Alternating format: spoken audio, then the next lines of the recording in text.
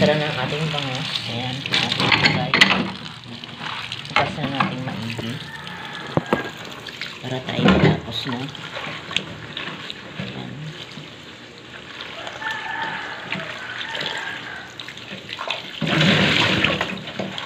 Ito naman ang pechay naman nilalagay ko to pagka tapos ng maluto ang lahat-lahat. Kasi ito, magpapait to pagka sobrang luto.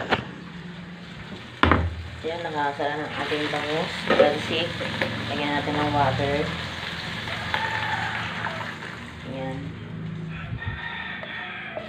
Depende sa inyo para na kayo sa sabaw ninyo kung konti o marami. Basta ako, tama lang kasi para may sabaw yung mga aso. Ayan.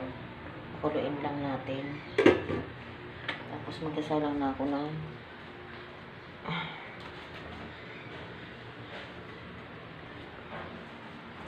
yung pagkain ng aso. Yung kanin ng aso. Kasi binili ko sila ng bigas na ito. Kasi yung bigas na yung totoo, naubos na nila. Eh, masarap kasi yung yun eh, jasmine rice. Sayang naman. Kaya binili ko sila ng mga yung bigas na tag 50 plus lang. Yung jasmine rice kasi nasa 60 mahigit yun.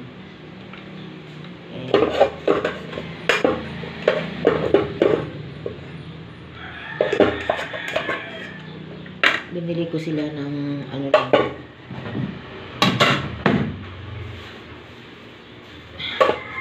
Ang tama lang para sa kanila kasi magastos eh. Ano lang to? 50 plus. Siguro po mga maghapon niya ito nila ito mga 2 gatang. Isa. 2. Nagawin ko ang 2 kalahati. 2 kalahati. Try natin 2 kalahati. Dito, inaakit ko dito sa may ibabaw niya rin. Kasi para hindi nakuha nila. Yung pangsaing namin nasa baba. Para alam nila. Lagyan ko na lang ito ng loob na para sa aso.